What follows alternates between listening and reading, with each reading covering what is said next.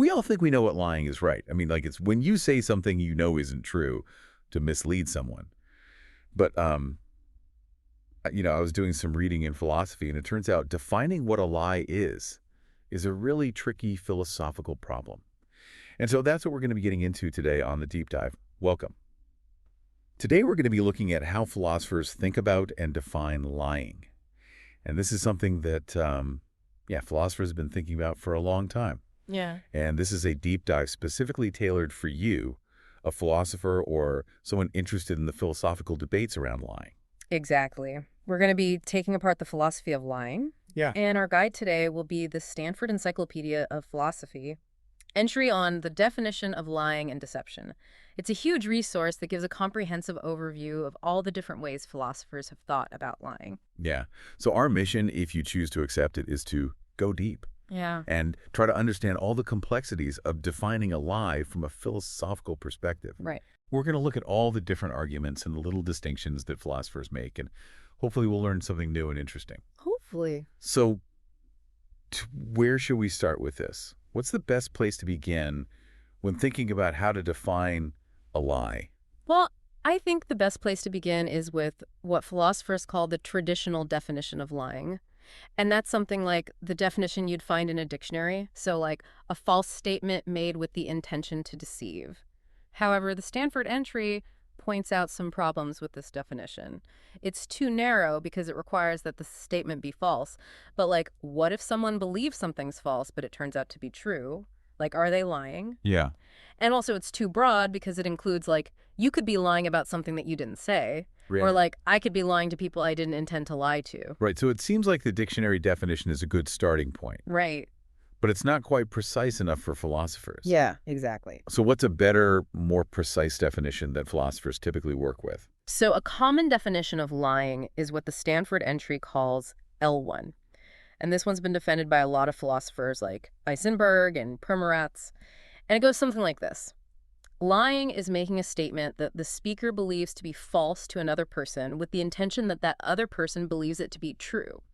So you can see that this definition has a lot more detail, and it takes into account the beliefs of the speaker and the beliefs of the person they're talking to. Right. So this definition, L1, is the more sophisticated version that philosophers have come up with. Yeah. And it's made up of a bunch of different parts, right? It, It seems like there are 4 conditions that need to be met for something to be a lie. exactly. So let's break down these 4 conditions, starting with the statement condition. Yeah. What is the statement condition? So for L1 to apply, the liar has to make a statement. And the important thing here is that the word statement implies using conventional signs or symbols to communicate something. So that means things like language, but also other systems of communication with agreed upon meanings like sign language, Morse code, or even certain gestures. The thing that philosophers are trying to get at here is the difference between these conventional symbols, which is what they call symbols, and natural signs, what they call indices. Okay. So like smoke is a natural sign of fire. A photograph is an icon. So it's a sign by resemblance. It resembles the thing that it's a sign of. Right. So wearing a wig to look younger or faking a limb to gain sympathy, those aren't statements under this condition, so they wouldn't be considered lying even if they're deceptive. Right, because those aren't using established shared symbols to make a claim. Okay. Same thing with wearing a wedding ring when you're not married or wearing a uniform that you didn't earn. Right. Those are deceptive, but they don't fit the statement condition of L1. So what L1's getting at is that it has to be communication through agreed upon symbols that make something a lie.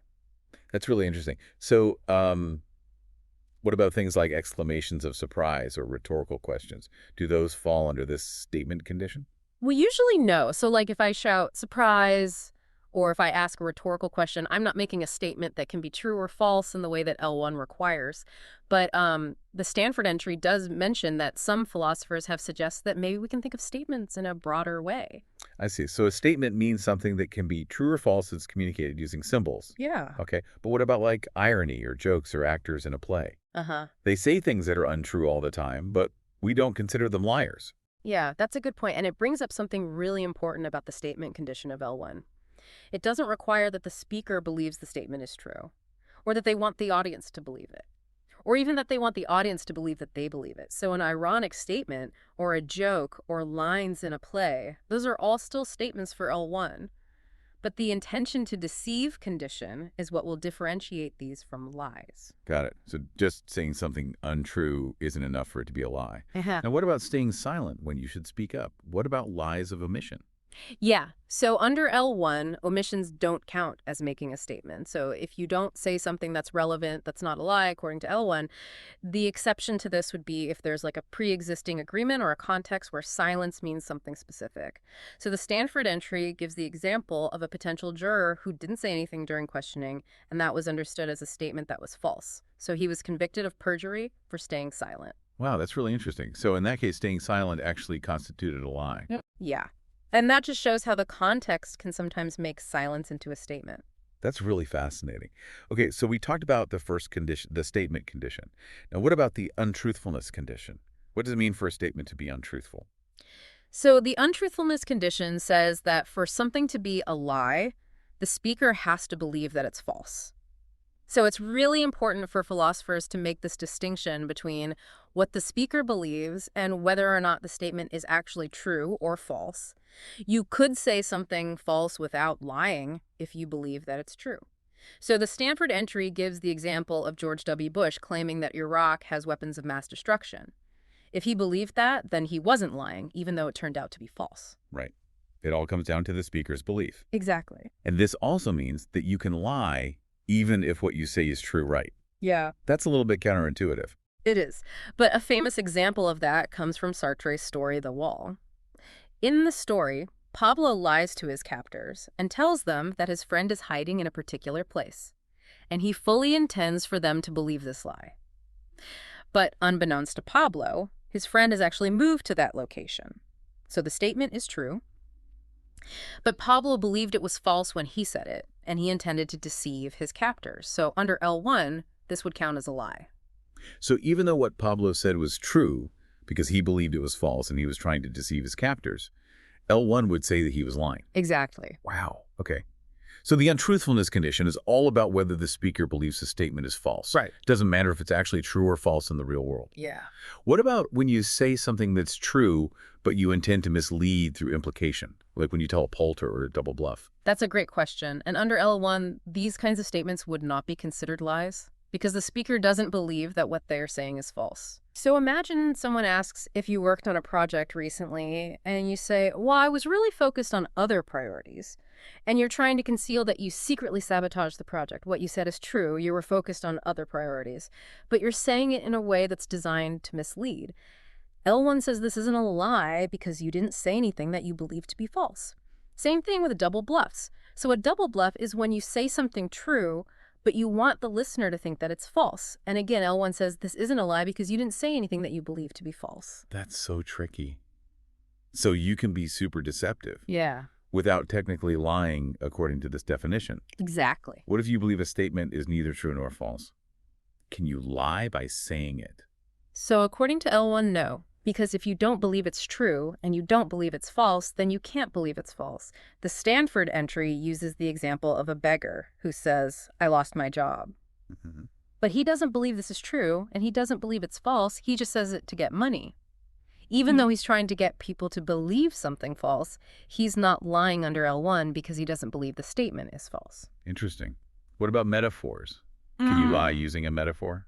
That's a really interesting question, and it's something that philosophers are still debating. So if you say something like, his arguments were as solid as a house of cards, and you actually believe that his arguments are really strong, then you could be lying.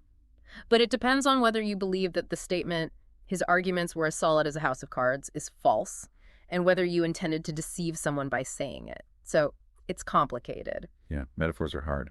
Okay, so that was a lot about the untruthfulness condition. So basically, it just matters whether the speaker believes this statement is false. It doesn't matter if it's actually true or false. Now let's move on to the third condition, the addressee condition. So who has to be on the receiving end of a false statement for it to count as a lie? Okay, so L1 says that you have to be making the untruthful statement to another person. Or more specifically, you have to believe that you're making the statement to another person. Okay. This is because it's possible to make a mistake and think that you're talking to a person when you're actually not. Like imagine trying to lie to a mannequin. Right. So what this means is that you can't lie to yourself in the same way that you lie to others. Okay. And you also can't lie to someone who you think is just listening in on your conversation with someone else, like if they're eavesdropping. So let's say two people are having a conversation and they know that someone else is listening in. Yeah. And one of them says something false to deceive the eavesdropper. Right. Would L1 say that's a lie? So that's what philosophers call bogus disclosure. And it's one of the problems that people point out with L1, because a lot of people would say that this counts as lying to the eavesdropper. But L1 says no, because the eavesdropper is not the person being addressed in the conversation.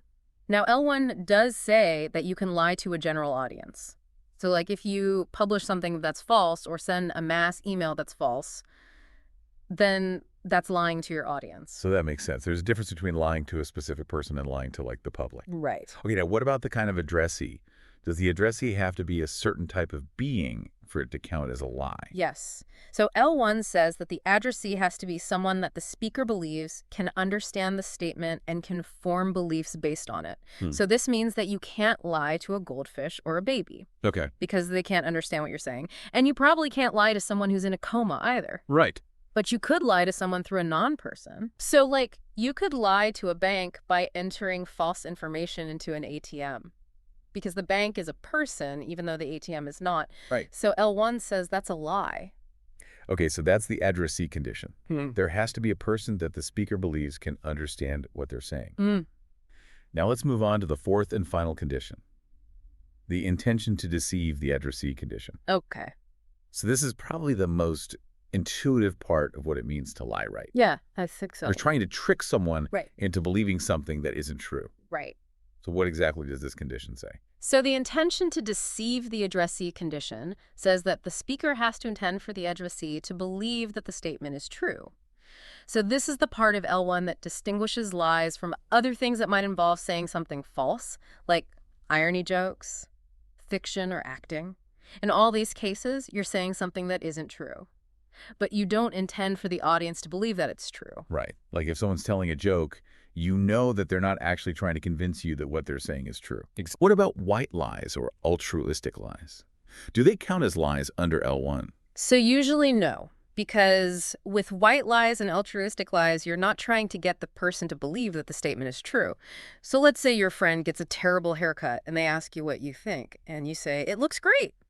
You're not trying to get them to believe that the haircut looks great. You're just trying to be nice. So that's a white lie, and it wouldn't count as a lie under L1. Okay. Or let's say you're trying to convince someone that something is true and you know that they're very suspicious. So you tell them the opposite of what you want them to believe, hoping that they'll disbelieve you and believe the truth. Right. So even though you said something that you believe to be false, you're not trying to get them to believe that statement. So it wouldn't be a lie under L1. So with L1, it really matters what your intention is? Like you're not just trying to get them to believe something false. You're trying to get them to believe a specific thing that you said that you believe is false. Exactly. And another important point is that it doesn't matter whether the person you're lying to actually believes you or not. So like a lie that fails is still a lie. It doesn't have to be successful to be a lie. Right. That makes sense. Okay, so we've talked about all four of the conditions for L1. Yeah. The statement condition, the untruthfulness condition, the addressee condition, and the intention to deceive the addressee condition. And I think we both agree that it's a really useful definition, Yeah. but it's not without its problems. Right. So what are some of the objections that philosophers have raised against L1? So there are two main kinds of objections that philosophers have raised against L1. Some people think that L1 is too narrow. So they think that one or more of the conditions isn't actually necessary for something to be a lie. And then some people think that L1 is too broad. So they think that even if all four conditions are met, it still might not be a lie. Okay, so let's start with the two narrow objections. Yeah. What are some of the things that people say are missing from L1? Well, one objection is to the statement condition.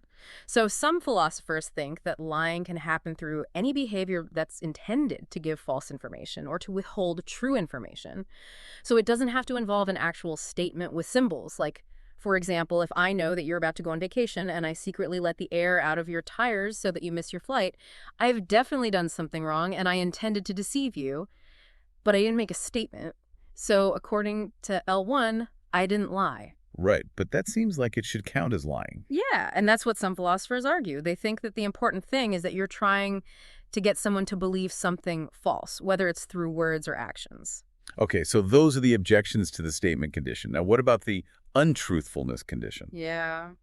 Surely a lie has to be untrue. Well, that's what you might think. Yeah. But there are some interesting objections to the untruthfulness condition. So some people argue that if you say something with the intention to deceive, then it's a lie, even if it turns out to be true. We saw this with the search, for example. Right. And then there's something called conversational implicature. So this is where you say something true, but you imply something false. Okay. So let's say your friend asks you if you like their new shoes, and you say, well, they're very unique. Right. And you actually think the shoes are hideous. So you've said something true, but you've implied something false. And some philosophers would say that this is a lie. Interesting. And then there's the idea of lying ironically.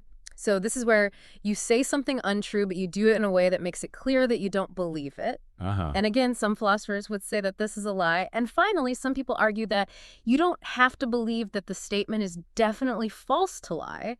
You could just believe that it's probably false. All right, so there are all these different ways that you can be deceptive with your language without saying something that you believe to be definitively false. Exactly. Okay, now what about the addressee condition? Can you lie without directing your statement to a specific person? So there are a couple of objections to the addressee condition.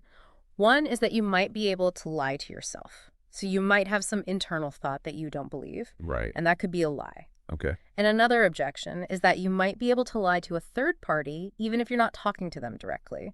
So this is the bogus disclosure case we were talking about earlier, where you're talking to one person, but you're intending to deceive someone else who's listening in. Right. And then there's some even more radical ideas like maybe you could lie to a dog or a really sophisticated AI, Right. or maybe you could lie to someone who doesn't understand language like a baby. Okay. So all of these are cases where the addressee is not a person who can understand the statement.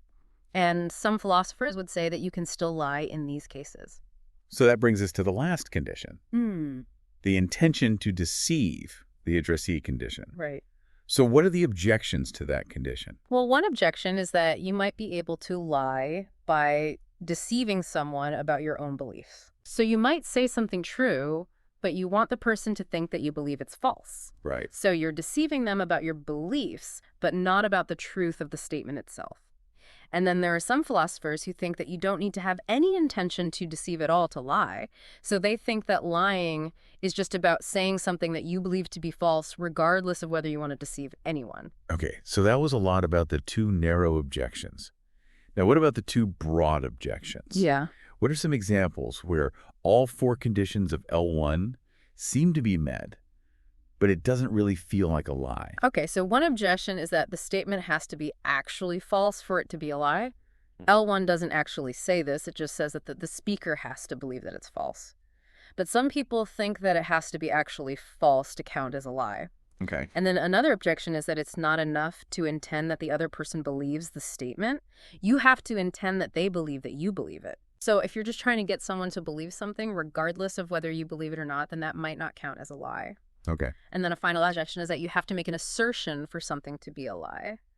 So this means that ironic lies and joke lies and things like that wouldn't count as lies Right. because they're not assertions. So basically the idea is that there are cases where you can say something false and intend for someone to believe it, but it's not really a lie because you're not really asserting anything. Right. So that brings us to a major division in the philosophy of lying between deceptionism and non-deceptionism. Yes. What's the difference between these two views? So the basic difference is this. Deceptionists think that the intention to deceive is essential for something to be a lie. Non-deceptionists think that you can lie without intending to deceive. Okay. And are there different kinds of deceptionism and non-deceptionism? Yeah. So within deceptionism, there are three main views. Okay. There's simple deceptionism, complex deceptionism, and moral deceptionism. So simple deceptionism is basically just L1. Got it. It says that lying is making a statement that you believe to be false with the intention to deceive. Okay. Complex deceptionism adds some extra conditions to L1. So, for example, some complex deceptionists think that you have to make an assertion for something to be a lie, and some complex deceptionists think that lying involves a breach of trust. Okay. So it's not just about saying something false. Right. It's about violating a norm of communication. Okay. And then moral deceptionism says that lying is not just about deception. Right. It's also about doing something morally wrong. Okay, so that's deceptionism. Now, what about non-deceptionism? Yeah, so there are two main kinds of non-deceptionism. Okay. There's simple non-deceptionism and complex non-deceptionism. Simple non-deceptionism is the view that lying is just saying something that you believe to be false. You don't have to intend to deceive anyone, but this view is not very popular. Most philosophers think that you have to do something more than just say something false to lie. Oh. So the more popular view is complex non-deceptionism. All right. And there are two main types of complex non-deceptionism. Okay. There's the warranting view and the assertion view. Okay. So the warranting view says that lying is about warranting something that's false. So this means that you're presenting yourself as guaranteeing the truth of something even though you don't believe it. Okay. So for example, if you're a student and the teacher asks you if you cheated on the test and you say no even though you did, you're warranting the truth of the statement, I didn't cheat on the test, even though you know it's false. Right. And according to the warranting view, that's a lie. Okay, so it's about guaranteeing the truth of something that you don't believe. Exactly. Now, what about the assertion view? So the assertion view says that lying is about asserting something that you don't believe. Okay. So this means that you have to be making a statement that's intended to be taken as true. So for example, if you're a doctor and you're undercover and someone asks you what you do and you say, I'm a gardener, that would be a lie, according to the assertion view.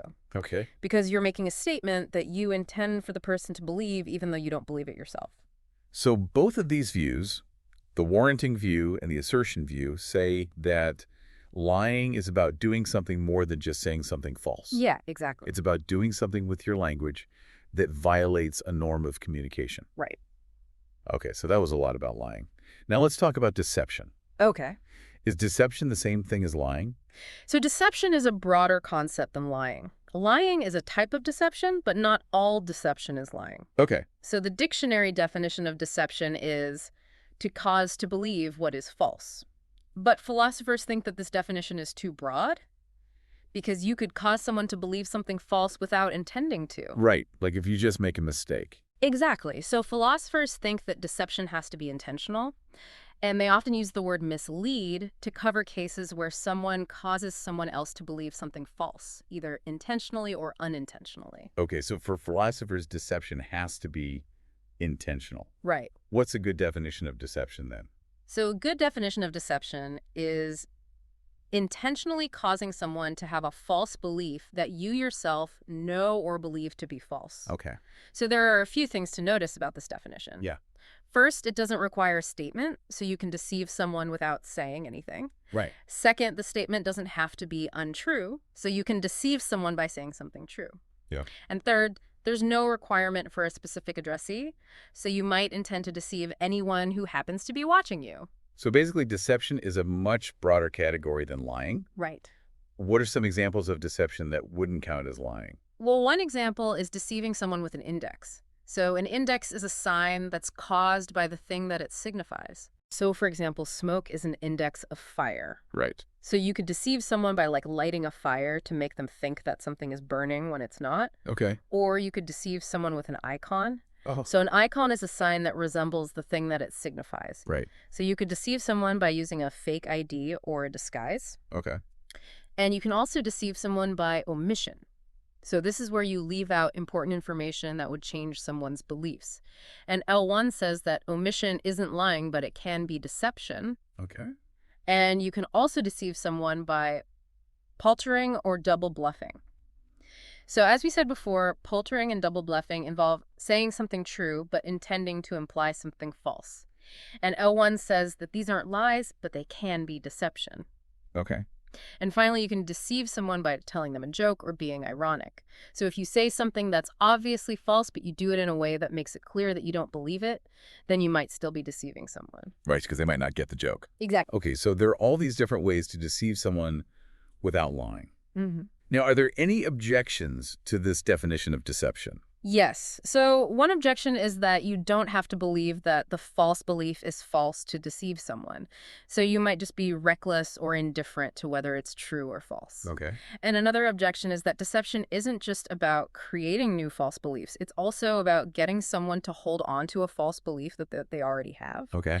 And another objection is that the false belief has to be caused by evidence that was created by the deceiver, so you can't just take advantage of a pre-existing false belief. Okay. And then there's negative deception, which is causing someone to lose a true belief or preventing them from gaining a true belief. And some philosophers think that this counts as deception, but others don't. Okay. And then there's the question of whether deception by omission really counts as deception. Right. And finally, some people argue that deception doesn't have to be intentional. It seems like deception is just as complicated as lying. There are all these different philosophical views about what it means to deceive someone. So we've covered a lot of ground today. We've talked about the traditional definition of lying, L1, and the 4 conditions that need to be met for something to be a lie. The statement condition, the untruthfulness condition, the addressee condition, and the intention to deceive, the addressee condition. We've also talked about some of the objections to L1 and the 2 main views on lying, deceptionism and non-deceptionism. And finally, we've talked about the definition of deception and how it's different from lying. Yeah. So what are some of the key takeaways from this episode? Well, one key takeaway is that lying is a really complex concept. It's not as simple as just saying something false. There are all these different factors that philosophers consider when they're trying to define lying. Right. And another key takeaway is that there's no one right answer to the question of what lying is. There are a lot of different philosophical views, and they all have their own strengths and weaknesses. Right. So it's up to each individual to decide which definition of lying they find most convincing. So basically, it's complicated. Yeah, pretty much. Okay, well, I think that's a good place to wrap things up. Thanks for joining us for this deep dive into the philosophy of lying. Thanks for having me. And one last thought for you, our listeners. Given everything we've talked about today, do you think that our everyday understanding of lying is accurate? Or is it more complicated than we think? Think about it. Yeah, that's a good question. All right, thanks again for listening, and we'll see you next time.